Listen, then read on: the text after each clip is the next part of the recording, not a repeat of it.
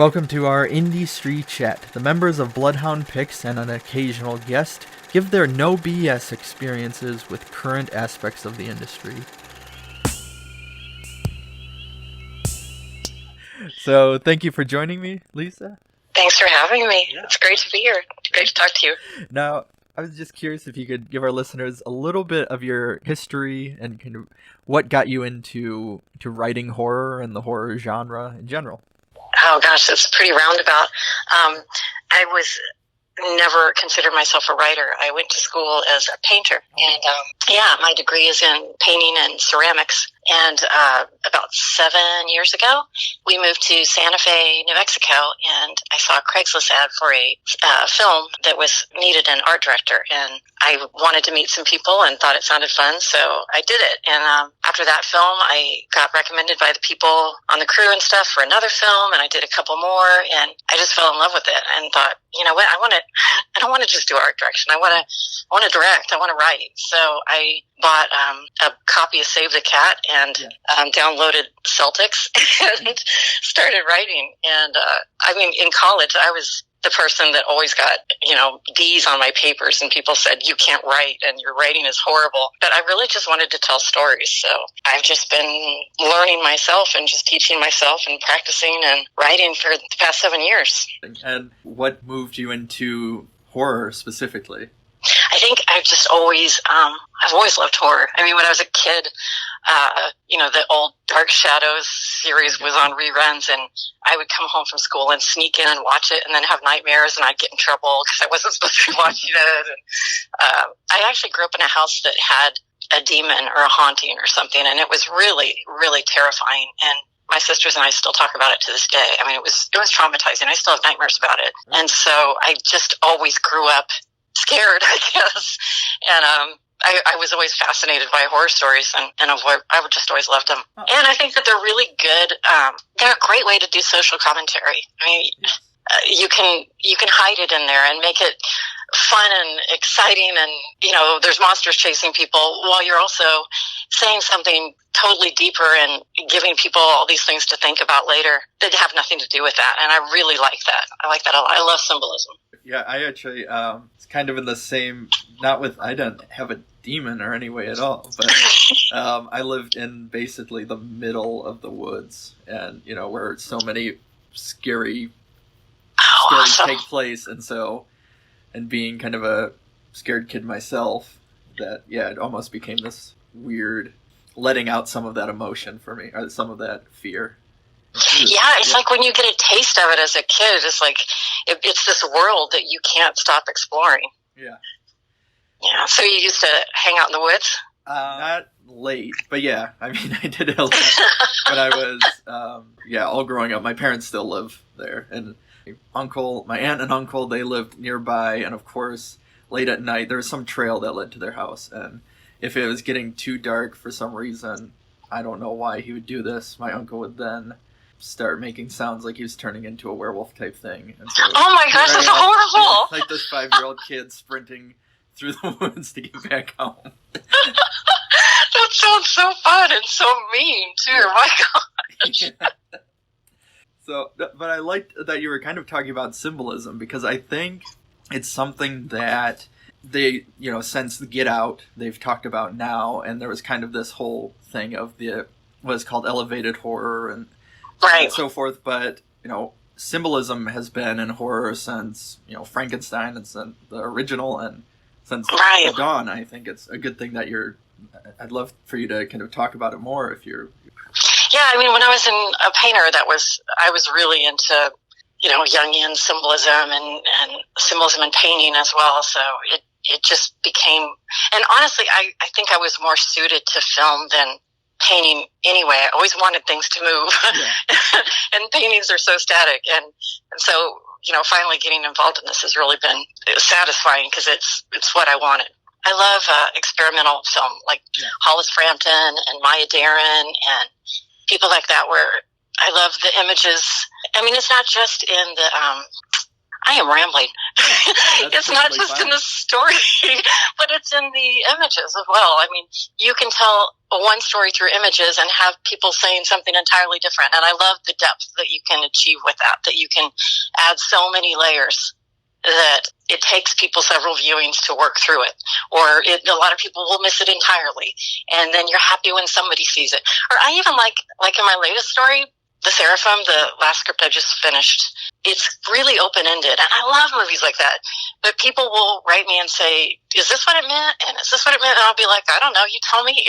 I mean, it's fine with me if people interpret it differently. I like that. I want everybody to get what they need to get from it, or see what they see in it. I think that's cool. That has been a conversation that hasn't gone around enough, because I feel there's this whole thing where now everything, you have movies now going back to explain stuff, or that everything has to be answered. Right. For example, you have the documentary on, what was it, The Shining, where it's like, what does this mean? And I was always one of those people that, I was content just with what I thought it meant. I didn't need to know what it could or couldn't actually mean.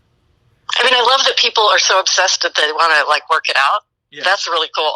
But, yeah, there's no answer. I mean, you're not going to tell me the truth, because I'm still going to see it differently. Yeah. So, yeah, I like that. So what was it like kind of writing some of these? I know you have The Seraphim, and then your other one, which deals with the demon.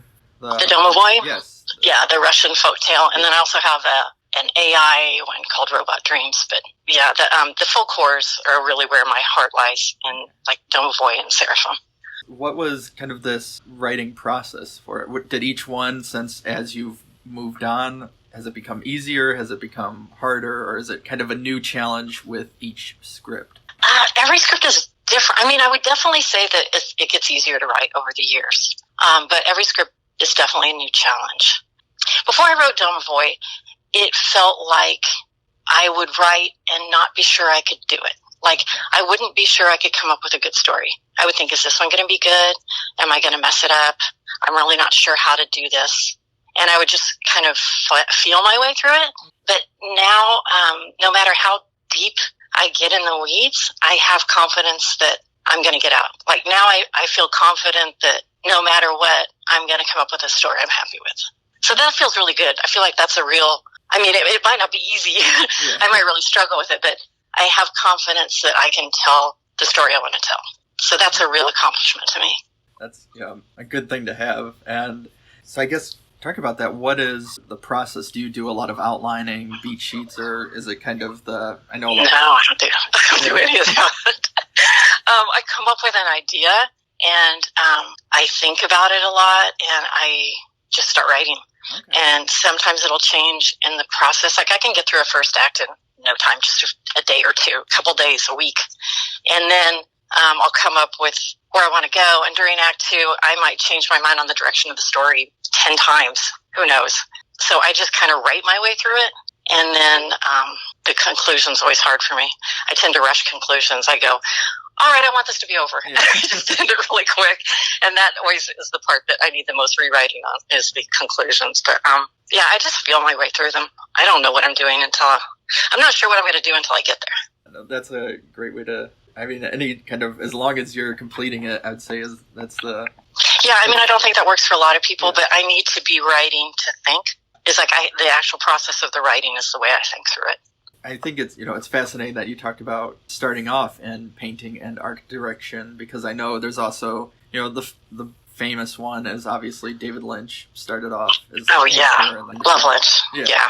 Has your painting kind of influenced, and what was that like? I guess that transition more so like. I think it really shows in my scripts. I think like a painter. I visualize like a painter. And when you read my action lines, they read like somebody that is a visual artist.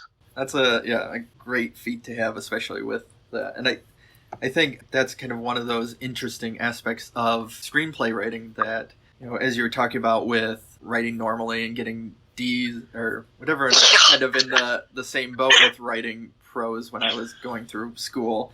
But Yeah. with screenwriting, it is more of this, as they call it, like a blueprint, or it is kind of its own beast. Right. Yeah. Yeah. Like I thought about writing a book a couple times. I've thought, I should transition and write a book. Maybe that would be easier to get published than a movie made. And it's very hard for me to think in words. It's easy for me to think in pictures. That's the perfect combination. So I guess going forward, I know you want to be a working screenwriter, and has that moved into wanting to direct as well? And I know we talked about briefly of making kind of short films or making... I would love to direct. I have done a whole bunch of shorts, but the one thing I'm terrible at is asking people for money or finding money or making money at all. So that's really severely limited my shorts collection, I think. I do love to direct, but I don't need to direct. It's like the writing has taken front, is more important to me now. So like I had a producer the other day that was talking to me about one of my scripts, and he said, "Are you going to need to direct this to sell it?" And I'm like, "No, please." Like I want somebody that knows what they're doing. I don't think I would love to have that chance, but I don't want it to be on my first script. I want my scripts to stand alone first, and then maybe later somebody will give me a chance to direct, but it's secondary. And is there any, I know a lot of writers kind of have that one, usually the most personal one, that you feel like you could only direct. Is there any of that for you? Are you comfortable with any of the scripts if somebody else is coming in and directing?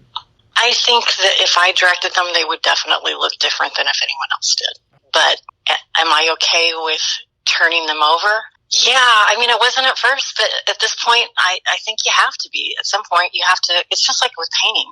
At some point, your work is just, it's an entity on its own, and it's not yours anymore. It stands alone, and what people see in it and what they do with it, and once you sell it, it doesn't belong to you, and it just lives its own life, and you've got to be willing to let go of that. So I think I'm kind of there. Okay. I would hope that I would get great directors that understood what I was after, but I'm okay with other people interpreting it. Kind of the thing that I've had to learn as well, because obviously... Yeah, that's a hard one. Yeah. Definitely the biggest hurdle, I think. And then there's that, I feel like there's that point, too, where you're working through and trying to get things done, and you're just like, I don't even care who gets this now. It's like just... Yeah, you go through those periods, too, where it's just like, I don't care anymore. But, I mean, look at The Shining. Yeah. Stephen King hates that movie. Yeah. And it is by far my favorite horror movie of all time. It is brilliant. Yeah. But he saw it differently, so he can't see it for what it is. Yeah. I actually... Yeah, we can get off topic if you're willing to talk about The Shining. Sure. I'll talk about The Shining all day. Yeah. I love that movie. No, I remember getting into an argument before with somebody who was very adamant, like the Stephen King book, and that, I think there's so much in that book that just, if they translated it for the time period and all the special effects you need, it'd become outdated quick. And like the whole hedges turning to life and things like that from the book. And yeah. I don't know, I think with what Kubrick did, he made it the best that a film version of The Shining could be.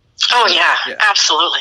And he captured the essence of it in a way that translating the book wouldn't have been able to do. Yeah, and I mean, for myself, especially now that I'm getting older and seeing the news or this type of stuff, a haunted hotel, yes, while scary, abusive father is definitely a lot scarier. Yeah, yeah. Yeah, it's interesting that you kind of talk about there is that difference of a book is a book and a movie is a movie. And sometimes, especially fans, or hardcore fans, it's hard to understand that separation. Right. You can be so close to your work that you don't see it. You don't see what everybody else sees. And I think it used to be that I also didn't trust other people, other artists. I thought, I had a couple bad experiences when I was first directing, and I just thought everybody's going to ruin everything I do. And then you start meeting people that are brilliant, that are so much smarter than you and so creative, and you think, there are people that could elevate my work to a level I could have never thought of. And that's like a whole different level of happiness when you're like, oh my God, things could even get better, not worse. So that's a good feeling. that brings up kind of a good segue of that film being, while you have, directors that will take complete control, or, writer, director, they'll even be actor, editor, whatever. Film is, by its nature, a very collaborative process. And do you try to do things like table readings, or do you sort of things like that, or what's that process once the script is done? I've done a couple table readings, but not for a few years. I basically just let anybody that wants to read my work. I try and be very open with that. That's good. And I'm happy to share it. And I'm happy to collaborate if it gets, if there's any deals with it. I'm very happy to be open with collaborating or doing rewrites or any of that to make it what other people want to see in it. But no, besides just sharing my scripts, I don't think I really do much else. I'm in a couple writers groups where we read stuff and talk about it, but I think everybody kind of does that. So how do you know between what advice is worth taking and what isn't? I think that I get so much advice. Yeah. Because I let everybody read my stuff. People give me their unsolicited opinions all the time. Yeah. I get so many. I am literally drowning in them. And although that's awful, it's really been helpful because I can really read things that I don't agree with or that seem harsh. And if you just do it enough, it just stops mattering. You're just like, okay. So that's good. It sounds really messed up that you just have to be abused a ton so that you can take it. Yeah. But it's true. You really do get better at it. But the advice I take, there are a few writers that I deeply admire and I value their insight, and I always bring my stuff to them and ask them for notes. And I listen to them even if I listen, and then we have conversation about it, where sometimes they miss what I'm saying, and I say, okay, this is what I'm after. And then they're like, you have to be able to trust people with what you're after. And then they can go, oh, okay, well, let's think about how we can get to that. So I think it's really important when giving notes or when working with someone on notes that you come from a place of what are you after? Yes. What do you want to do? Instead of what I don't like about this or how I'm seeing this. So, yeah. No, did that answer that? I'm not sure if that did. No, perfectly. Yeah, I think that's kind of one of those things that with criticism, especially film criticism, and at the writing stages, you brought up a good point, is this kind of mentality of, you have people that will give you critiques to help you make the best script or film you can, and then there's, the people that give critiques of how they would do it if it's their project type of thing. And they're totally different, even though... Yeah. And I've also come to realize a lot of times people do that when they really like your work. Like, you'll read it and think, my gosh, that's so mean. They hate my stuff. And then you go back a few days later and you read again and you think, wait a minute. It's not that they hate it. It's that they want to be involved in it. It's because they liked it enough that they want to collaborate with you. And that helps because even though what they might say was harsh, it reminds you that they're coming from a different place than you think they are. And it's really not so bad. And you've had some successes lately of getting on bunch of really kind of esteemed lists, and so did that kind of alter the writing we're kind of jumping all around here, but since it, little things triggering it brought up, did that kind of shift any of your normal writing process or your writing path into a new territory? No, I'm certainly, it's certainly helped in that I'm getting contact more, and I'm meeting and talking to people like you, and getting meetings on Zoom a lot, and so just meeting people. That's the business right there, is meeting people. So it's really been wonderful for that. As far as my process or how I feel about it, I'm still writing the same, and I imagine that's never going to change. Because even when you sell stuff, most of the time you're just going to be. So if you do features, you're just sitting around at home writing. So I can't imagine that's going to change. But meeting a lot more people and talking to people, and that's been really wonderful. It's really exciting. Everyone I meet has been so nice and helpful, and it's really, really cool.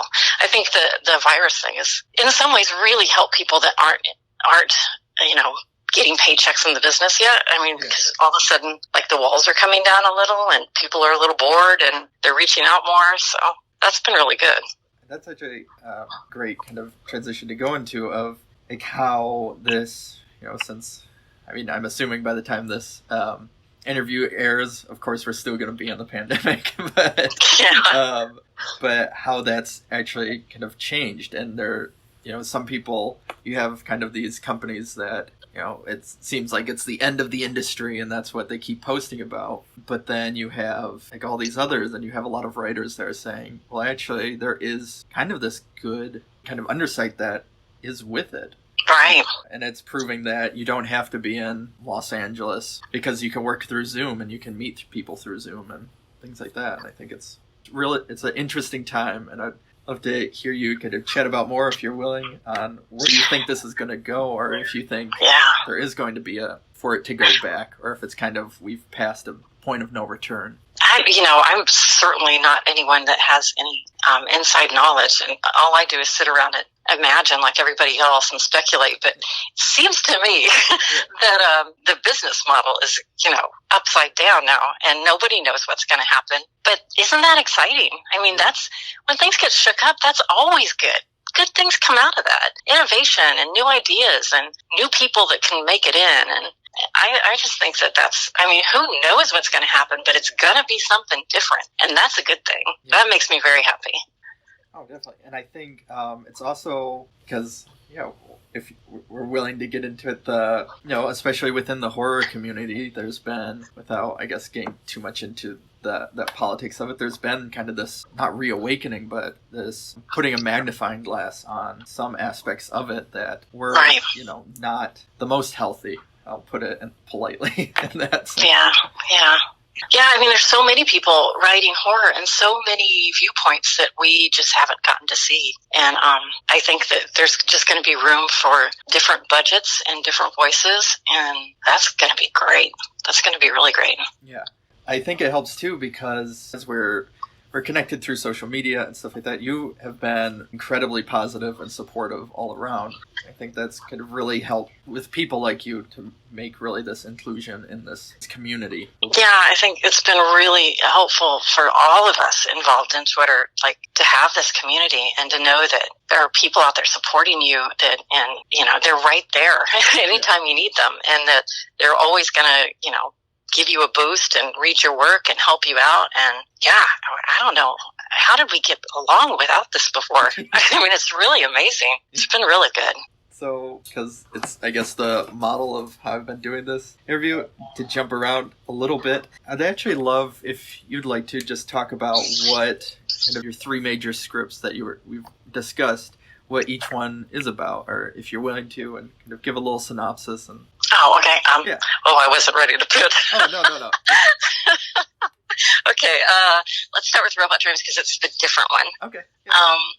It is about an AI that was built for housework, and her creator, she commits a murder, and her creator covers up the crime in order to get her on the market. And it is kind of in the vein of Ex Machina, but instead of through technology eyes and the male gaze, it's a very feminist story, and the creator's teenage daughter and his wife and the AI are these three women in this household, because he builds her in his house. He doesn't build her in some, lab or something. Yeah. He builds her in this house to keep it totally secret.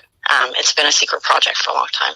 And it talks a lot about how we see right and wrong. And I've been reading a lot about AIs and about how they program them, and that programmers bias. And there's absolutely no way to program anything that doesn't have bias. Yeah. You can't program even an AI without bias. And so it goes into a lot of how they programmed all this bias into this AI, and she commits this murder because she misunderstands. So it goes into a lot of race and feminism, and it's a very small kind of Hitchcock thriller.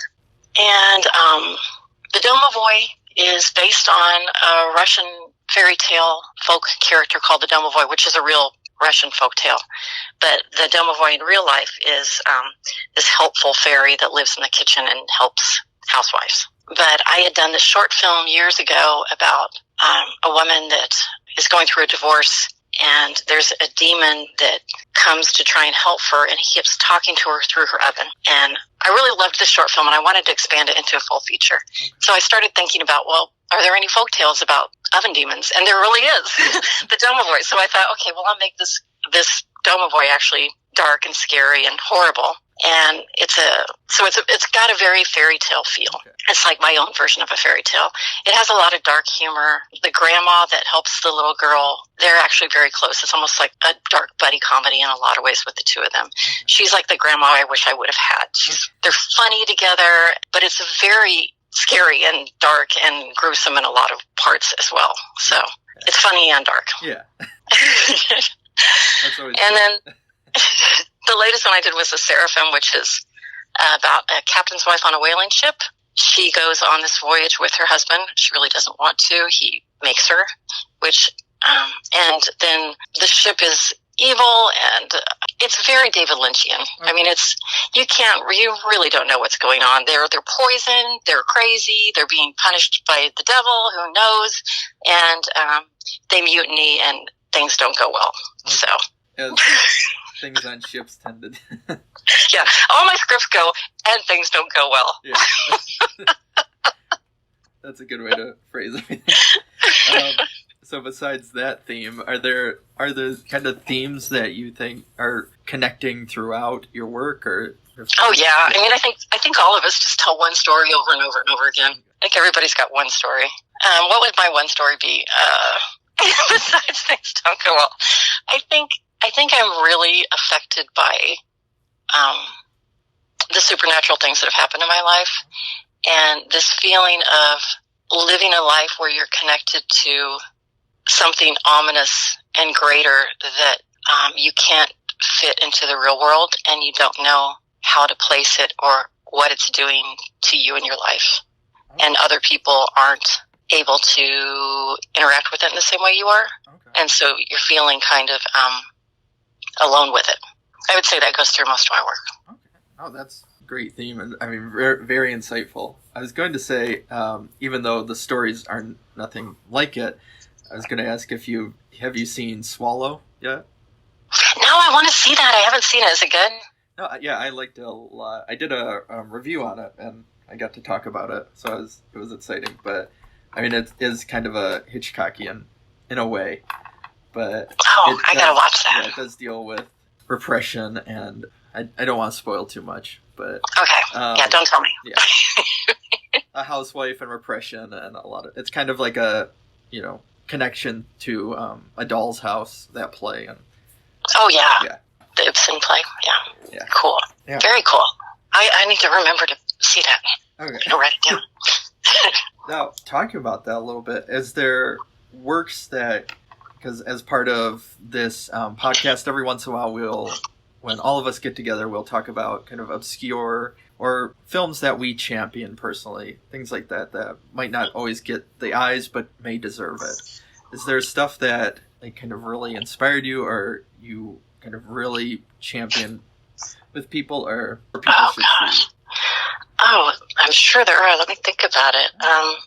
I wasn't ready for that question. There's so many, and the minute I get off the phone, I'm going to be like, "Oh, dang!" Yeah.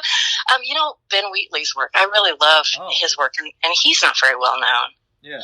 But if people have seen him, they've seen Kill List. But I really love A Field in England. That was insane. I actually have a tattoo of A Field in England. Do you really? Yeah. It's one of my. What does it look movies. Like? What's it? It's the poster. If you saw the solar eclipse sun, and it has the maroon on it. And, and then it's in front of it.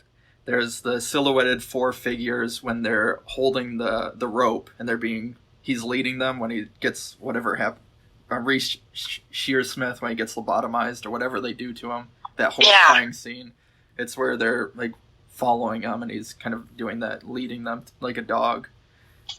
And in front of the solar eclipse that has. Oh my gosh, that's so cool!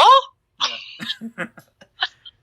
No, it's fun. Yeah, no, I totally agree with you. It's one that I talk about all the time, but it feels like nobody's watched.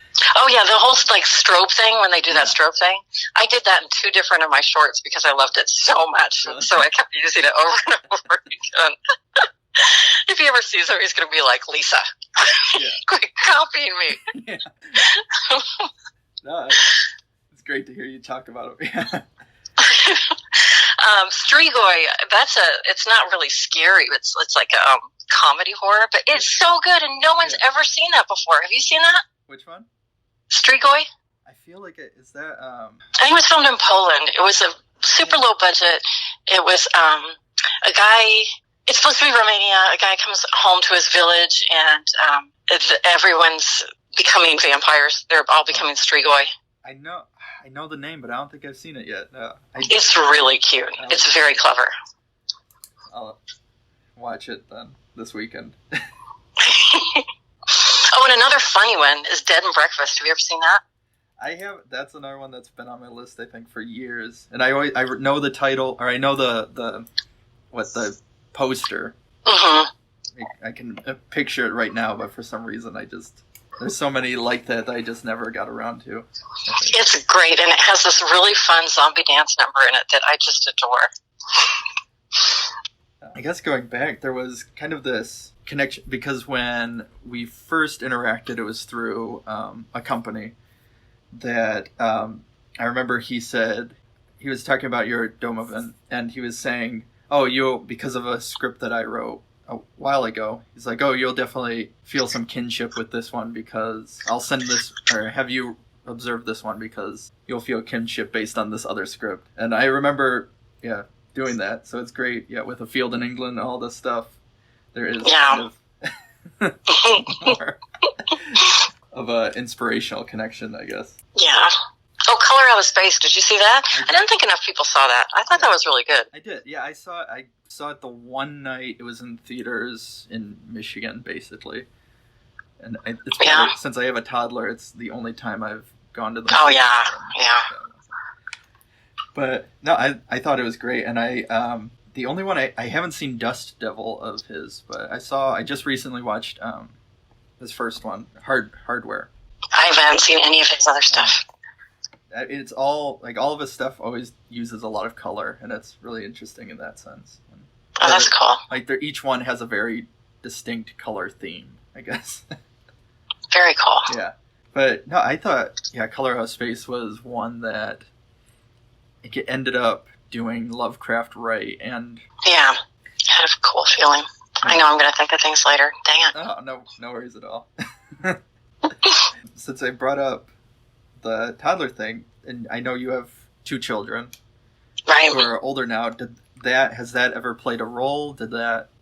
Well, it was very hard when they were kids, because we didn't have a lot of money. We moved constantly because of my husband's job. We weren't near family or anyone to help, and I was a stay-at-home mom, so that really put a damper on me doing anything or getting anything done.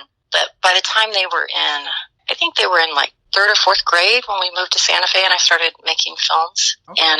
And I got them involved in it with me. I would take them to set, and then when I started writing shorts that featured them or that had them in it.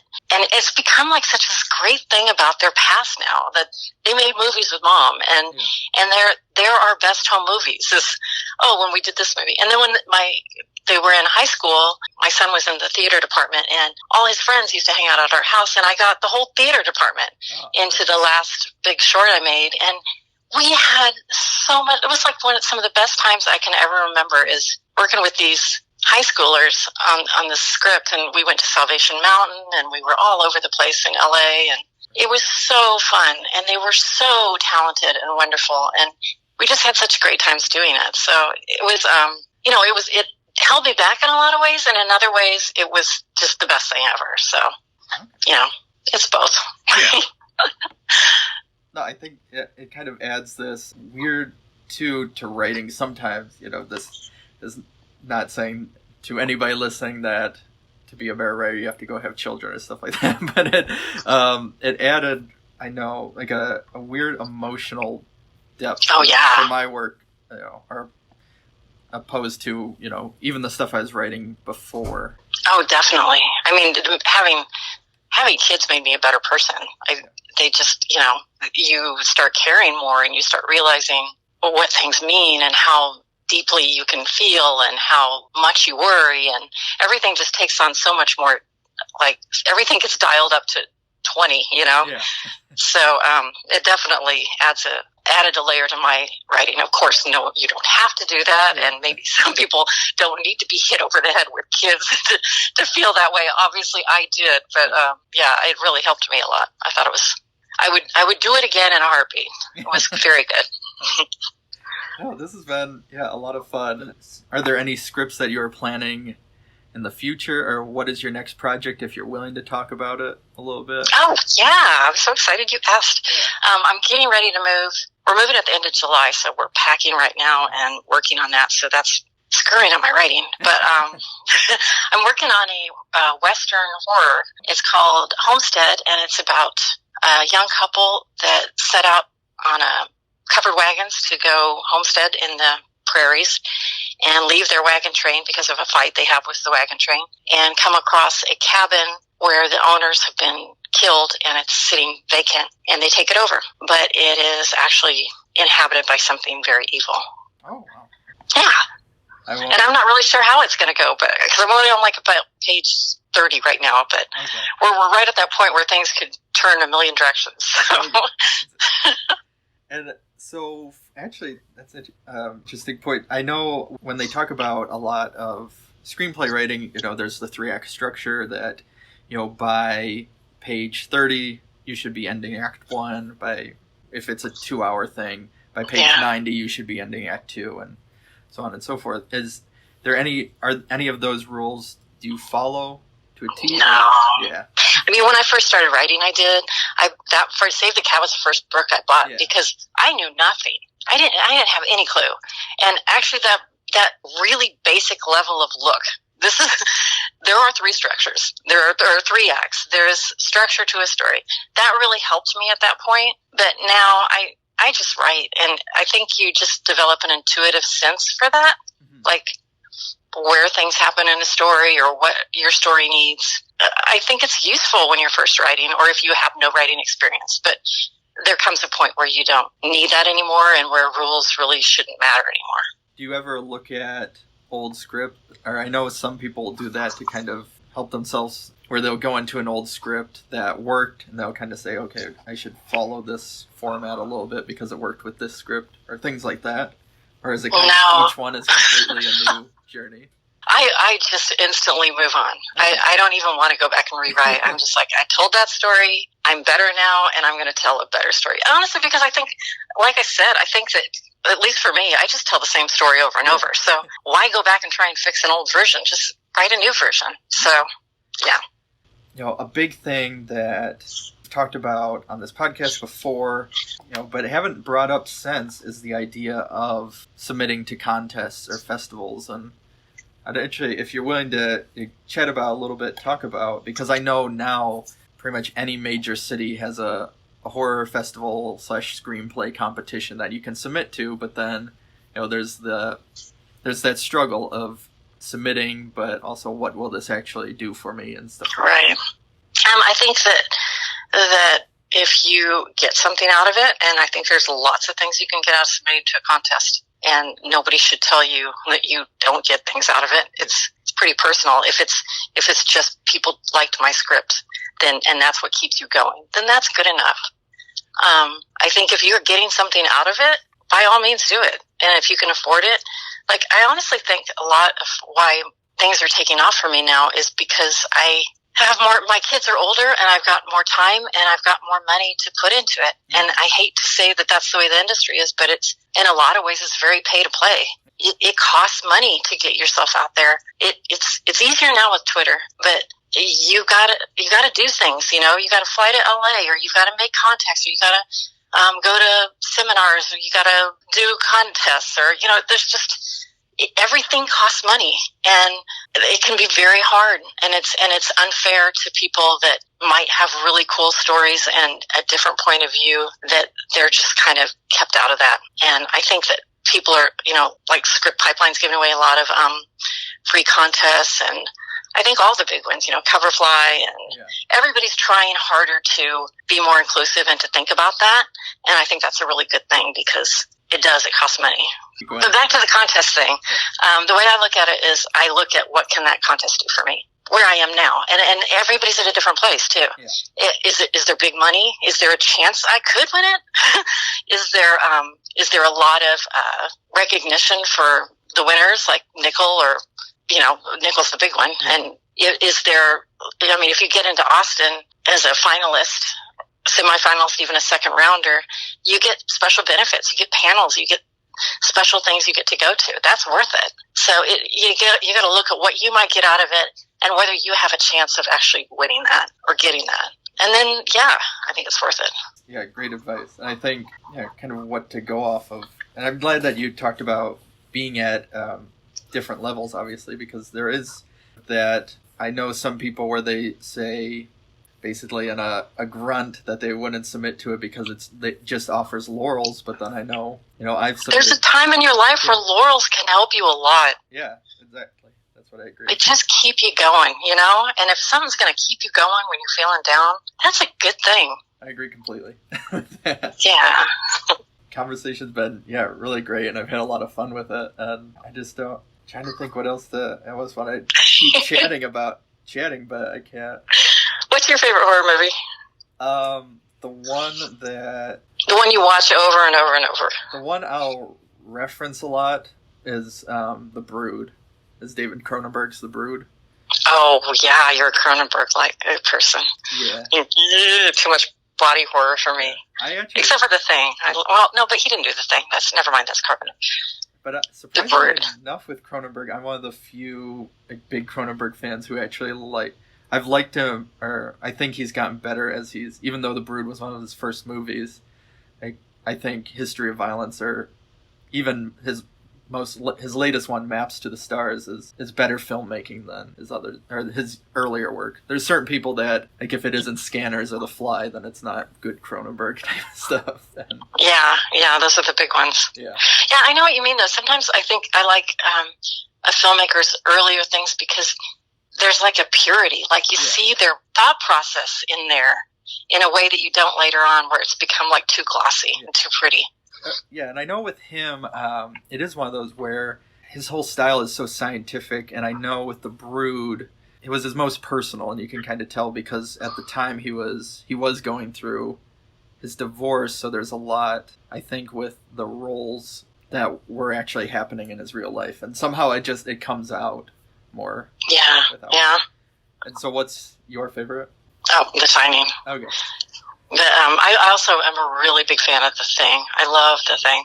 Oh, it's great. And I know they're making a series or a sequel or a remake. I don't know what they're doing. I know they're doing some project with it. Oh, gosh, that's awesome. I did not know that. Yeah. That's awesome. And I just started I have oddly enough, a book it's called the Mammoth Body Horror book. And it's all short stories, and one of them is the original short story for what inspired The Thing, I guess. Oh wow! I didn't know it came from a short story. Yeah, it's more called The Thing, probably. No, it's I can't think of the name. I'll remember it right when I hang this up. But I know they did the version in the 50s called The Thing from Another World. Yeah, yeah. And Carpenter's version is closer to the book version, I guess. Cool. Yeah, and there was a sci-fi series that you can find the script on if you're ever willing to read it, if you're a big Thing fan. Yeah, the thing that I love about it is just that whole you can't trust anybody. Yeah. That just is terrifying. I love that. And the special effects. I love that. I shouldn't say that. Everybody's going to jump down my throat. I'm going to hear about it forever. I don't hate special effects. I prefer practical effects. They seem so much scarier to me. When you can do real monster things, it's so much better to me. It's so much scarier. Because of what they talk about, it being tangible or something. Yeah, you can tell. Your mind knows. Yeah. As I said before, this has been an amazing interview, but I guess I could let you go. Okay. No, let's keep talking. No, so thank you so much for calling. It was really fun to talk to you. Thank you so much. And we could chat after once I stop recording. But thank you so much. I know you got a toddler. You got stuff to do. I know that. Bloodhound Pix podcast is produced by Josh Lee, Craig Draheim, and Kyle Hintz. Music by Raymond Seed. Audio editing by Kyle Hintz.